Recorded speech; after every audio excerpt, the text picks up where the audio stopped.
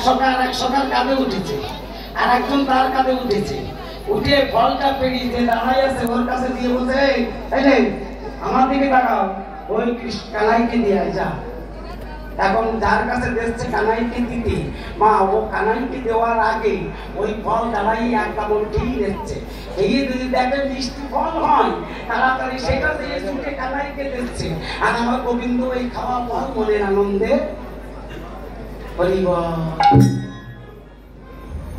ব্রহ্মা দেখে যে কিছুতেই যদি ভগবান ওই মানুষ খেয়ে খেয়ে দিচ্ছে, সেই খাওয়া ফল কি করে খাচ্ছে? আচ্ছা ওরা খেয়ে দিচ্ছে কেন? ব্রহ্মা তোমার ভিতরে সেই ভক্তি বিশ্বাস আমার ভিতরেও নাই। আস্তে আস্তে আচ্ছা মা, বৃন্দাবনে ভগবানের পাওয়ার পথ ছিল পাঁচটা কি কি? শান্ত, দাস্য, সত্য, বাৎসল্য আর মধুর। এরা সত্য রসে ভালোবাসে, এরা খেয়ে দিচ্ছে, ভগবান খাচ্ছে। মা তুমি আমি দিচ্ছি, কিন্তু ভগবান একটা কথা বলবা সত্যি করি মা, আবার কিন্তু বলছি মায়ের সামনে বসে আছো, কেউ মিথ্যা বলবা না তো? আচ্ছা বলো, তোমাদের ঘরে ছোট বড় ঠাকুরের আসন আছে না? আছে তো নাকি? আচ্ছা আসন যদি থাকে, ঠাকুর আছে? আচ্ছা ঠাকুর যদি থাকে তোমরা একটু সেবা দাও। আচ্ছা মনে করো আজকে তুমি সেবা দিতে যাচ্ছ, একটা আপেল দিতে যাচ্ছ, তা ঠাকুরের সামনে দাঁড়াই আপেলটা এক কামড় খেয়ে সেই খাওয়াটা তুমি দিতে পারবা? তো ওরা খেয়ে দিচ্ছে, ভগবান খাচ্ছে, তুমি আমি দিতে পারতেছি, তার কারণটা কি? হরিবল বাবা তত্ত্ব আছে। এই যে আমরা তো কোটি কোটি মন্ত্র পাঠ করি, মহামন্ত্র কোটি কোটি জপ করি, তা ভগবান আমাদের কৃপা করেছে কিনা জানি রে, কিন্তু হনুমানের ভিতরে বাবা কোন তন্ত্র মন্ত্র ছিল না। একটা মন্ত্র জপ করি ও ভগবান লাভ করেছিল। সে কি মন্ত্র? জয় রাম, জয় রাম, জয় রাম।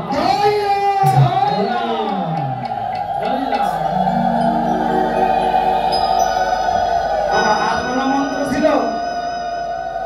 ওই জয় রাম বলে ভগবানের চরণ লাভ করলো। ওর ভিতরে ছিল কি? ওর ভিতরে ছিল বিশ্বাস আর ভক্তি। বাবা আমারও বিশ্বাসও নাই, ভক্তিও নাই। ওই পালাম কালে দিলাম কালে পাপ হবে না কোনো কালে। মা বলি যা পাবি তাই ভেঙে যাবি, ভেঙে যাচ্ছি অস্ত্র এরকম কি বাবা? একে তো বিশ্বাস নাই, একে তো আমাদের ভগবানে বিশ্বাস করি না।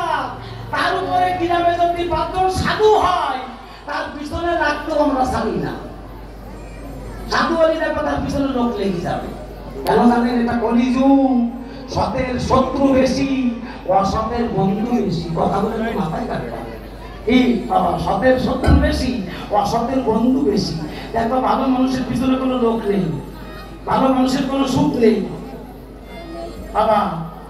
তার একটা বাস্তব প্রমাণ করি। আমার বাবা তারা বলতো সেই অঞ্চলে বেশি কীর্তন গেয়ে গেছে। আমি ছোটবেলায় তার পিছনে যেতাম বাবা কীর্তন শুনতে। তা দেখতাম যারা বেশি ভগবানের ডাকে, যারা বেশি ভগবানের জন্য কাঁদে, ভগবান বেশি বেশি তাদের বেশি করে দুঃখ দেবে, তাদের বেশি কষ্ট দেবে, রোগ দেবে, শোক দেবে, তাদেরই বেশি করে দেবে। অনেকে ক্রিটিসাইজ করে, ও গোসাই তুমি এত ভগবানের টাকা, তোমার এত রোগ হয় কেন? আচ্ছা দেই কেন জানো বাবা? ভগবানের দুঃখ কষ্ট দিয়ে, রোগ শোক দিয়ে ওই ভক্তকে পরীক্ষা করে দেখে যে দুঃখ কষ্ট বেদনা মাঝে ওই ভক্ত আমাকে ভুলে যায় কিনা। আর যদি ভুলে না যায়, আমি কি করি? যে পারে আমার আশ তারে করি সর্বনাশ। তবুও না ছাড়ে যখন আমার পাশ, আমি তখন হয়ে যাই তার দাসের। আর কি বলে? যে আমারে চাই আমি তারে চাই, আর আমারে যে না চাই আমি তারে না চাই। কি মা বুঝতে পারছো তো? আমারে যে চাই আমি তারে চাই, আমারে যে না চাই আমি তারে। গোবিন্দ ফল ফল খেয়ে বাবা একটু গভীর জঙ্গলে প্রবেশ করলে ব্রহ্মা এই সুযোগ করে যখন দিয়েছে, সেই জায়গায় একটা মুখে পাথর চাপা দিয়ে রাখলেন। বাবা পাথর চাপা দিয়ে যখন রাখলেন, ভগবান একা একা বৃন্দাবনে কাঁদতে লাগলেন। ব্রহ্মা, তুমি তাদের চুরি করেছো, ওরা আমার কত আপনজন। ওই সন্তানেরা যখন মাঠে আসে তখন ওদের মায়েরা কান্দে, আমি তখন ওদের হাত পায়ে ধরে একটু ভক্ত সঙ্গ করবো বলে, একটু সাধু সঙ্গ করবো বলে আমি ওদের মাঠে দিয়ে আসি, আর তাদের তুমি চুরি করেছো। ও ব্রহ্মা, এই জগতে মানুষ বলে মানুষ ভাত ছাড়তে পারে কিন্তু সাথী ছাড়তে পারে না। আমি আজকে যখন একা ফিরে যাব, আমার সাথে কেউ যাবে না। ওদের মায়েরা সন্তান হারা বেদনা সইতে পারবে না, তাই আমি একা ফিরে যাব না। প্রতিদিন যেভাবে ফিরে যাই আজকে আমি সেইভাবে ফিরে যাব। ও ব্রহ্মা, তুমি যাদের চুরি করেছো, তুমি দেখো আমি তাদেরই এই বৃন্দাবনে দাঁড়িয়ে তাদেরই আমি সৃষ্টি করে বাড়ি ফিরে যাব।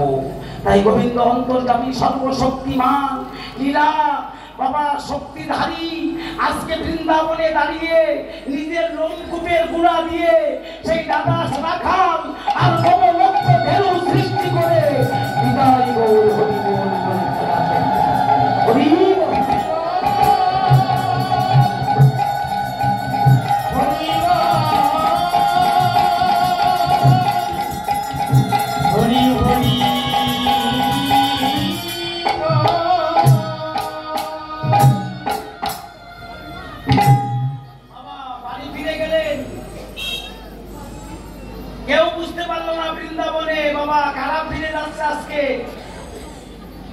সকালবেলায় পরের দিন ৯টায় ঘড়ি ধরা ভগবান মাঠে যায়। প্রতিদিন নিয়ম, সবকিছু নিয়মের ভিতরে করেছে, অনিয়মে কোনোটাই করেনি ভগবান, অনিয়ম করি আমরা, আর সেই পাপে ভুগি ভগবানের দোষ দিই। এখন ৯টার সময় মা যশোদা সাজাইয়ে দিচ্ছে, মস্তকে একটা মুকুট, হাতে একটা বাঁশি, গলায় বনফুলের মালা। এই যে তোমাদের এখানে কীর্তন হবে, ব্যানারে কমিটির বাবুরা ছাপাইয়েছে। আজকে সেই কমিটি একটা থাকলে কি হয় জানো তো, তারা ১ মাস ২ মাস আগে কমিটি গঠন করে খাতা কমলে ৩০-৩৫ জন কমিটির সদস্যরা থাকে। ঠিক কাজ করার যখন সময় হয় বাবা ৩০-৩২ জন আড়াই যায়, সামনে মাত্র ২-৩ জন সামনে থাকে। তারাই ব্যবসা বাণিজ্য ভেঙে খাইয়ে না খাইয়ে তোমার বাড়ি চান্দা চলি ১৪ বার আসে, তুমি টাকা দিবা কম, আরো বেশি কথা কবা। এই মাত্র পার্কিরা চান্দা ধরিছে কিনা, আমার যদি এত হয় ওর কত হয়। অনেকে কাজ করবে না, টাকায় দিয়ে মুখ তৈরি বেড়াবে। এই এক ধরনের মানসিক রোগ, তাড়াতাড়ি চিকিৎসা না করলে পাগলা গেলেও জায়গা হবে না, সব জায়গায় আছে। তাহলে কমিটি আজকে ব্যস্ত থাকে, আর তোমাদের কীর্তন হবে, তোমরা ১ মাস আগের থেকে জানো, তোমার বাড়ি থেকে একটা মালা গেঁথে নিয়ে তোমার বৈষ্ণবের গলায় দিতে পারোনি। এই আছে সব থেকে বড় ব্যর্থতা তোমাদের। বলছি বলে এই মা ওকে চলে আসতে রাগ করে, দেখি তো না মা বলবো না, আর বলবো না। রাগ করনি তো, করনি তো, আচ্ছা। এই দেখো, দেখেছো আমা, তাহলে আজকে চরণের সোনার নুপুর মা যশোদা সাজাইয়ে দিয়েছে। গোবিন্দ যাবার সময় প্রতিদিন মাকে প্রণাম করে, আবার বাড়ি ফিরে এসে মায়ের চরণে প্রণাম করে। আচ্ছা, আপনারা প্রশ্ন করবেন, যিনি ভগবান তিনি তো প্রণাম পাবেন, তা তিনি প্রণাম করেন কেন? আজকে শুনে যান, এই জগতের পুত্র যারা আছে ঘরে ঘরে, তাদের শিক্ষা দেবার জন্য আমার ভগবান বলছে আমার দিকে যেই রাখো। আমি প্রতিদিন যেখানে যাই আমার পিতা মাতার চরণে প্রণাম করি যাই। তারা যখন মাথায় হাত রেখে আশীর্বাদ করে, তখন সেই আশীর্বাদ করে সন্তান যে কাজে যাক না কেন জয় করে নিতাই গৌর হরি বল বলে বাড়ি ফিরে আসে।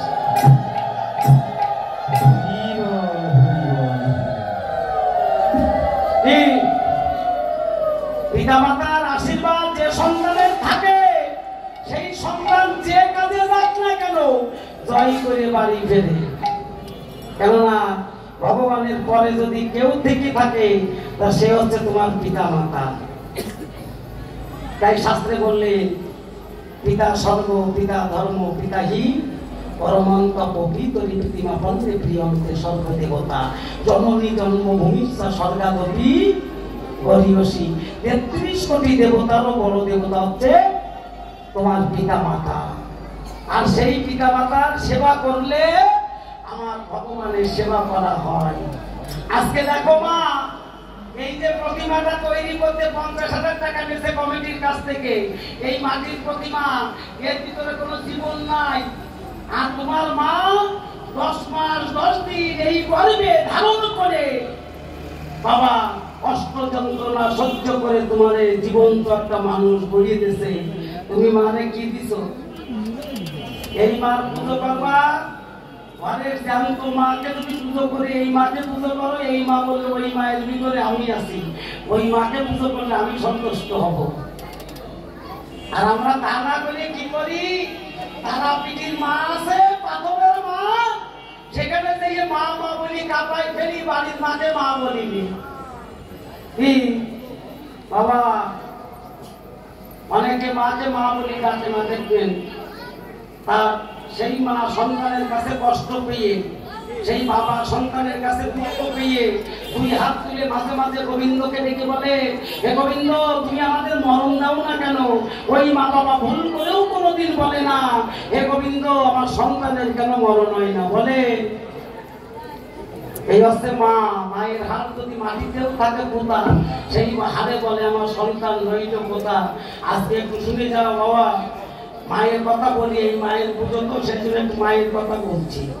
এই যে আমি পিরোজপুর বরগুনা থেকে গান করে বাড়ি ফিরছি, রাত তখন 4:30 বাজে। আমি বাগেরহাটের ভিতর আমার মাই করো যশোরের দিকে আসছে, দেখে আমার সামনে আর একটা গাড়ি যাচ্ছে যশোরের দিকে। আমার এই লাইনটা ওই গাড়ির পিছনে পড়েছে, 2 লাইন লেখা আছে। আজকে একটু শুনে যাও কি লিখেছে দেখো। মহাজন লিখেছে, মা সেই দিনও কাঁদছিল ছেলে ভাত খাইনি বলে, সেই মা আজও সংসারে কাঁদছে ছেলে ভাত দেয়নি বলে। এই কত মরমের কথা বাবা। মা সেই দিনও কাঁদছিল ছেলে ভাত খাইনি বলে, সেই মা আজও কাঁদছে ছেলে ভাত দেয়নি বলে। একটা কথা শুনে যাবেন, মা বিকেল বেলায় ছেলে যাচ্ছে বাজারে, ছেলে হুমকি দিচ্ছে, বাবা আজকে মোবাইল না আনলে তোমার সাথে সম্পর্ক নেই। মেয়ে হুমকি দিচ্ছে, বাবা খাতা কলম না আনলে তোমার আজকে কলেজে যাবো না। পেছন থেকে তোমার বৃদ্ধ মা ডেকে বলছে, খোকা সাবধানে যা, সকাল সকাল বাড়ি আসিস। মা কিছুই চাই না, খোকা সাবধানে যাস, সকাল সকাল বাড়ি আসিস। এই কথাটা মা ছাড়া জগতে বলার কেউ নেই।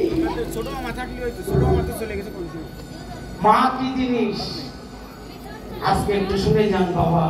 অসুবিধা হচ্ছে না তোমার? একটু বলি, কীর্তন শুনলে হবে না বাবা, সংস্কারটাই আগে। এই যে সেদিন ইতিহাসে দেখলাম ছোট্ট একটা ঘটনা, শুনে যাবা। একটা বিদেশের ছোট্ট ঘটনা, একটা ছেলে আর একটা মেয়ে দীর্ঘদিন ধরে একে অপরের বাবা পছন্দ করে। মানে আজকের ভাষা হচ্ছে ভালোবাসাবাসী যারে বলে। একদিন বিকেল বেলায় ছেলেটা মেয়েটার সাথে রাস্তার ধারে কথা বলতে বলতে এখন ওই মেয়েটারে বলছে, চলো আমরা দেরি করে লাভ নেই, আজকে আমরা বিয়ে করি। মেয়েটা বলছে, তোমার আমি বিয়ে করতে পারি, আমার একটা শর্ত আছে। কি শর্ত?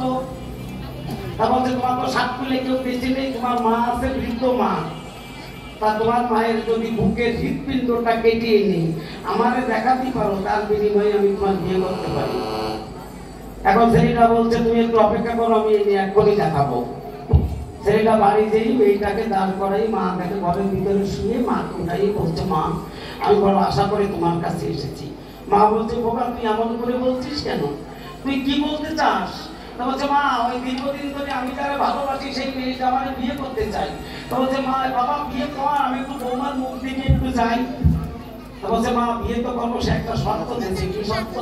তা বলছে, তোমার বুকের হৃৎপিণ্ডটা কেটে যদি ওকে দেখাতে পারি, তার বিনিময়ে সে আমার বিয়ে করবে। তা বাবা তুই কি চাস? তা থেকে বলছে, মা তোমার বুকের হৃৎপিণ্ডটা আমি ওকে তুলে নিয়ে দেখাতে চাই। সঙ্গে সঙ্গে মা 2 চোখের জল ছেড়ে বক্ষ ভাসিয়ে কেঁদে কেঁদে বলছে, বোকা তুই কি বললি? তুই কি জানিস এই জগতে যারা মা হতে পারেনি যে রমণী, একটু মা হওয়ার জন্যে, একটা সন্তানের জন্যে কত মন্দিরে মন্দিরে পাথরের উপরে কপাল ঠেকায় যে আমার একটা সন্তান।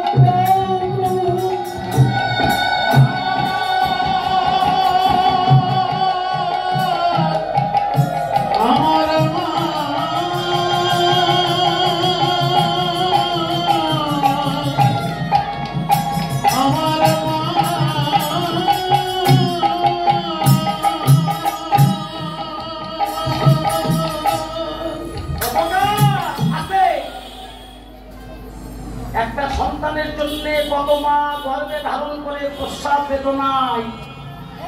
বেদনায় মারা যায়। এই ওকা তুই যখন এতটুকু ছিলি, ওই শীতের রাত্রে যখন আমার কোলে ঘুমাতিস, ঘুমের ঘরে প্রস্রাব করে যখন তোর বসন ভিজে যেত, ওই ভিজের পরে ধরে রাখলে তোর অসুখ করবে, তাই আমি ঘুম থেকে উঠে আর একটা শুকনো বসন এনে সেই বসনে ধরে শোয়াতাম। ওখানে এক ফোঁটা দুধের দিন সন্তান শোধ করতে পারে না। আর তুই যদি সুখী হতে পারিস তা আমার এই হৃৎপিণ্ড নিয়ে যা, আমি বাধা দেবো না। তাই ছেলেটা কোনো কথা না শুনে একটা ধারালো অস্ত্র দিয়ে মায়ের বুকে আঘাত করে হৃৎপিণ্ডটা নিয়ে চলে যাচ্ছে।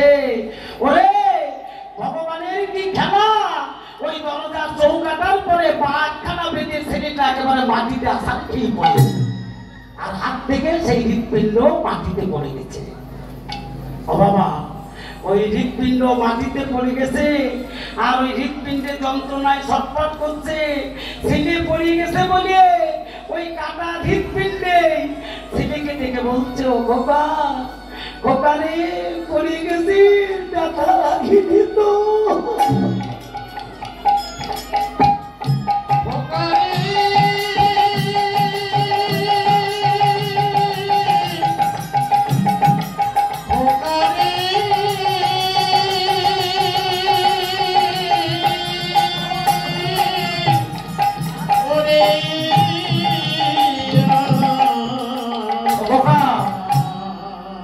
পড়ে গেছি, ব্যথা লাগেনি তো? কাটা হৃৎপিণ্ডে ডেকে বলতে হচ্ছে, মা বাবা, সারা পৃথিবীর মা, তুমি এক জায়গায় করো, তোমার মায়ের মতো মা একজন হবে না। যাদের মা নেই, আজকে এই আসরে যারা বসে আছে, যাদের মা নেই, যাদের বাবা নেই, তাদের উদ্দেশ্য করে একটা মায়ের গান করি বাবা, যেহেতু মায়ের পূজা। তো বাবা, এই গানটা আমি ঢাকা শহরে আজ একটা প্যান্ডেলে 12-14 বছর একাধারে কীর্তন গাচ্ছি। 4 দলের কীর্তনায় অষ্টকালীন আমার দুটো আসর থাকে 3 ঘন্টা করে। তা দুটো আসরে ভক্তের অনুরোধে এই গানটা আমার 3-4 বার করে গাইতে হয়। তা কোনো আসরে বাবা 10,000, 12,000, 14,000 টাকা পর্যন্ত পুরস্কার দেয় আমার ভক্তরা। এই গানটা আপনারা শুনে যাবেন বাবা। তারপর আমরা আবার জায়গায় চলে যাব। গানটা শুনলে যাদের মা নেই তাদের উদ্দেশ্য করে গাচ্ছি। ওই আমার মা, ওই যে মা, মা কালী মা, ওই যে মা দুর্গা মা, ওরে সরস্বতী মনসা লক্ষ্মী, ওরে সবাই আমার মা। ওরে ওই সকল মাকে এক করিলে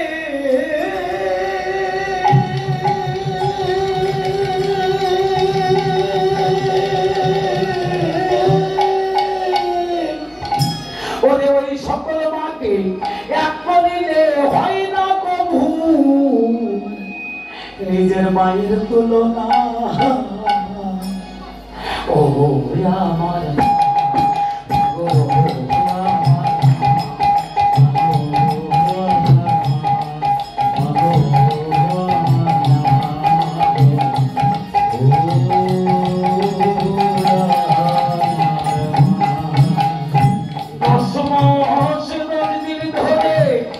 কত কষ্ট করে এই পৃথিবীর আলো বাতাস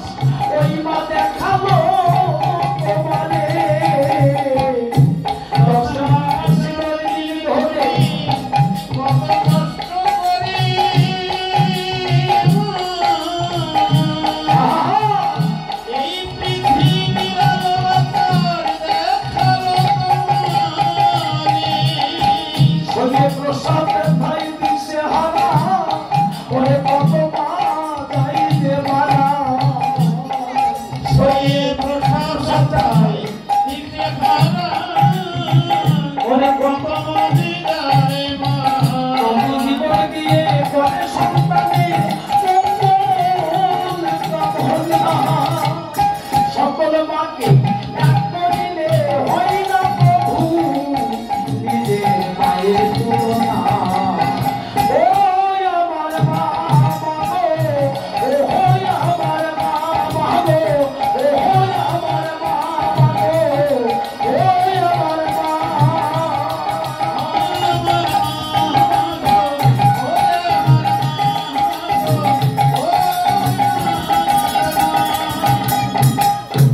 ভাবিতে চাল না থাকিলে ওরে ভিক্ষা করে আমার মা ওরে নিজে না খেয়ে ও তার সন্তানকে খাওয়াই হারি ভিক্ষা করে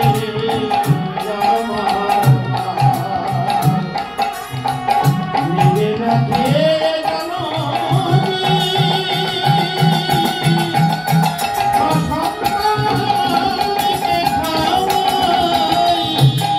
সন্তান মত পুত্রে মায়ের বিছানা ভিজায় ওরে আমার মা দিয়ে তারে মাঝে ঘুমায় সন্তান মরমতে বিছানা ভিজাই মাগিয়ে তার মাঝে ঘুমাই ওরে শরীর সন্তানের সুখের দাবি পেল কত না তোরা ওরে ওই সকল মাকে এক করিলে হয় না প্রভু আমার মায়ের তুলনা ওই আমার মা বাবু ওই আমার মা বাবু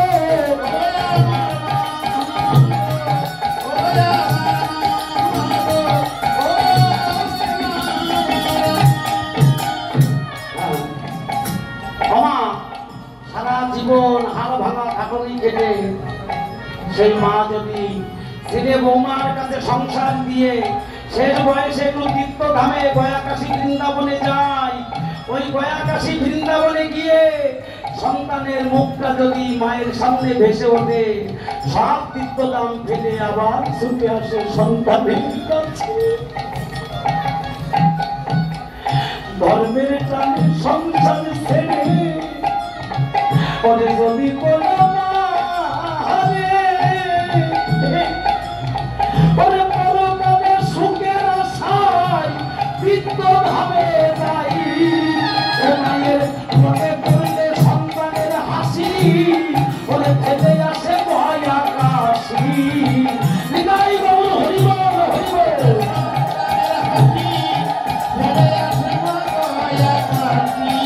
ও মায়ের মনে পড়লে কান্না হাসি ফেলে আসে ভয় আকাশি মায়ের মনে পড়ে কান্না হাসি ফেলে আসে ভয় আকাশি খোদাই লোকুল বলে জীবন থাকিতে তোমরা যেন মাকে ভুলো না ওই সকল মাকে এক করিলে হয় না প্রভু আমার মায়ের তুলনা ওই আমার মা বাবু ওই আমার মা বাবু ওই আমার মা বাবু ওই আমার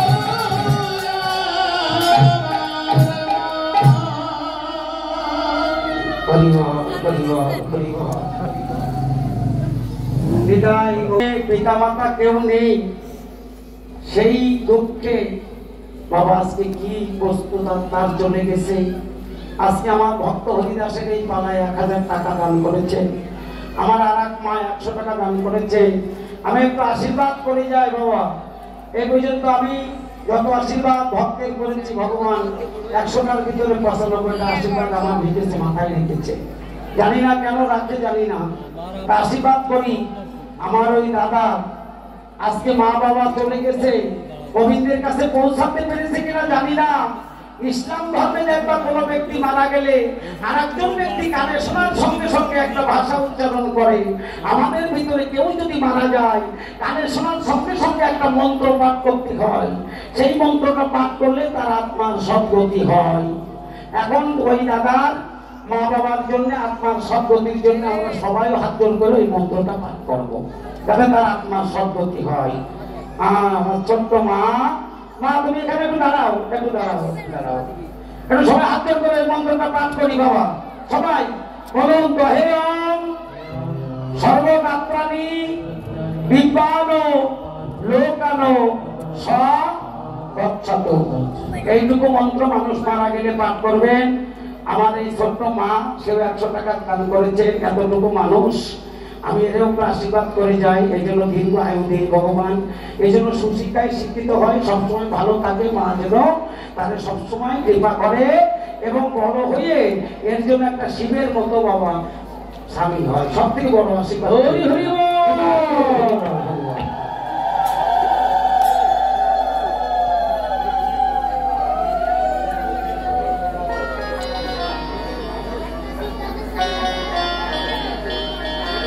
আমার এই বাবা বিশ্বনাথ মন্ডল শাহপাড়ার সাধারণ সম্পাদক, উনি আরো 1000 টাকা ওনার পিতা মাতার উদ্দেশ্য করে দান করছেন।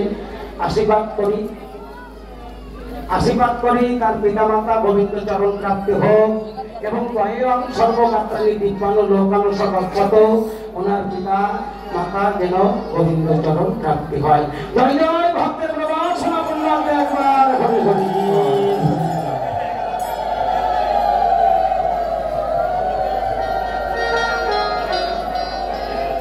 এই মন্দিরের সভাপতি মানে সবার প্রতি তিনি প্রথমেই 1000 টাকা দান করেছেন। স্বপন বাবু, স্বপন কর, অত্যন্ত মনের মানুষ, গ্রামের মানুষ বাবা। তাহলে ভগবান বলছে যে আমার চরণে কেউ যদি 1 টাকাও নিবেদন করে আমি তার 100 টাকার বুঝ করে দিই। বাবা আমার এই বাবা তার সন্তানরা ভালো থাকুক। আমার এই ছোট্ট বাবা আশীর্বাদ করি যেন কৃষ্ণ সুখে সুখী হয়, সবসময় ভালো থাকে। হ্যাঁ, স্বপন বাবু ঠাকুর দাদা উনি আরো 100 টাকা, নিরাপদ বাবু 100 টাকা দান করেছেন। আমার এই ছোট্ট বাবা 100 টাকা দান করেছেন। আমার এই মা আশীর্বাদ করি কৃষ্ণ সুখে সুখী হোক। বাবা সবাই ভালো থাকবে, সুস্থ থাকবে, এই আশীর্বাদ করি। এখন ভগবান মাকে প্রণাম করে বাবা যখন মাঠে গেছে ব্রহ্মা চিন্তা করলো আজকে আর সেই ভগবান আসবে না, তারপরে একটু যেই দেখি। এখন সেকেন্ডের ভিতরে বাবা ব্রহ্মা বৃন্দাবনে এসে ডাকে, যাদের চুরি করে আটকে রেখেছিল তারাই গোবিন্দের সাথে খেলা খেলছে। চিন্তা করলেন যে ওরা আমার আগে আসলো কি করি। এইবার স্বর্গে যেয়ে আবার পাথরটা সরাই থাকে, ওর ভিতরে তারা আছে। ব্রহ্মা চিন্তা করছে যে আমার আগে আসতে কি করে আর আগে যাচ্ছে কি করি। তাই একবার স্বর্গে এসে দেখে তারা, একবার বৃন্দাবনে যেই দেখে তারা। এইভাবে একবার স্বর্গে যাচ্ছে, একবার বৃন্দাবনে, একবার স্বর্গে, একবার বৃন্দাবনে। এই আসা যাওয়া করতে করতে 1 বছর কেটে গেল, কিন্তু গোবিন্দের মায়া খুঁজে পেল না ব্রহ্মা। এইবার চিন্তা করলো আমি আর আসা যাওয়া করবো না, ওই চরণে ধ্যান করে দেখবো যে আসলে সত্যিকারে ওই চরণে কি আছে। তাই ব্রহ্মা বৃন্দাবনের এক কোনায় বসে বাবা গোবিন্দের চরণে ধ্যান করতে লাগলেন। ধ্যান করে কি দেখলেন, ওরে কত দেখে নদ নদী, কত ভালো কত দেখে নদ নদী, আরে কত ব্রহ্মা ধ্যান করে চরণের ভিতর,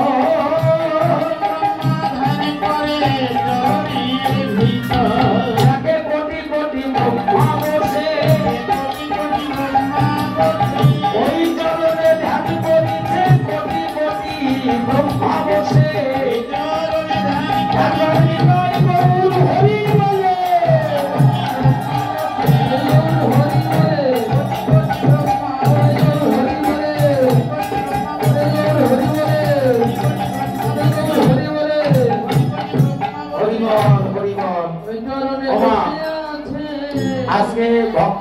হরিদাসের এই পালাটায় আপনারা সম্পূর্ণ করে এখানে যে প্রসাদ আছে এই প্রসাদটা আপনারা কিঞ্চিত নেবেন। সত্যি ভক্ত হরিদাস আপনাদের গৃহের অমঙ্গল দূর করবে। আপনারা সবসময় ভালো থাকবেন, সুস্থ থাকবেন। এই প্রসাদটুকু নিয়ে যাবেন। আমাদের 11টা পর্যন্ত টাইম দিয়েছে। আর সেই ক্ষমতা পেয়ে যদি কেউ ক্ষমতার অপব্যবহার, ভারতবর্ষে বাবা এখনো নিয়ম আছে, কোন মন্ত্রী এমএলএ যদি অন্যায় কাজ করে, জনগণ যদি তার বিরুদ্ধে পথে নামে, তাহলে ওই মন্ত্রী একদিনের ভিতরে চাকরি বাবা ছেড়ে দিয়ে বাড়ি চলে আসে। আর আমাদের বাংলাদেশে কাণ্ড চেয়ার থাকতে চাই না। কি হরিবল হরিবল। এখন ব্রহ্মা চিন্তা করলে আমি তো অন্যায় করেছি, তা যেখানে অন্যায় করেছি আমার সেখানে যে ক্ষমা চাইতে হবে। কেননা শাস্ত্রে বললেন যেখানে দেখিবে ছাই ওরাইয়া দেখো তাই, পাইলেও পাইতে পারো অমূল্য রতন। এবার ব্রহ্মা কি করলেন, বাবা বটবৃক্ষের ছায়ায় এসে গোবিন্দবাসী সংকেত করছে। ব্রহ্মা ওই দিন হাত জোড় করলেন গোবিন্দের সামনে। তাই দেখবেন বাবা আমাদের কীর্তনের আগে এখানে আরতি হয়েছে না বাবা, এই আরতির একটা পদে আছে দেখবেন, ব্রহ্মাদি দেব যাবে পরজোরে করে সহস্র বদনে ফণি শিরে ছত্র ধরে। দেখেছেন ব্রহ্মা ওই দিন হাত জোড় করেছিল। হাত জোড় করে আমার গোবিন্দকে ডেকে বলতে, হে গোবিন্দ, আমি ক্ষণেকের জন্য তোমার চরণকে ভুলে তোমার চরণে যে অপরাধ করেছি সেই অপরাধের ক্ষমা আমার হবে কিনা জানি না। তা দেখো হে গোবিন্দ, এই যে তুমি যে ব্রহ্মত্ব আমাকে দিয়েছিলে ওই ব্রহ্মত্ব এই মুহূর্তে আমার কাছ থেকে কেড়ে নাও। আমি ব্রহ্মত্ব চাই না, তুমি কেড়ে নিয়ে ওই বৃন্দাবনে তুমি আমায় মানুষ করে জন্ম দাও প্রভু। তখন আমার গোবিন্দ কোনো কথা বললেন না। ব্রহ্মা বুঝতে পেরেছে আমি যে অন্যায় করেছি তাতে আমার মানুষ কুলে জন্ম হবে না। তারপরে ডেকে বললেন, হে গোবিন্দ, তাহলে এক কাজ করো, তুমি মানুষ কুলে দিও না, আমার পশু কুলে দাও। যদি পশু কুলে জন্ম হয় তাহলে তোমার যে বৃন্দাবনে পশু আছে ধেনুবৎস, তুমি প্রতিদিন তাদের মাঠে নিয়ে যাও, তোমার সঙ্গ লাভ করে। আর সাধু সঙ্গ হলে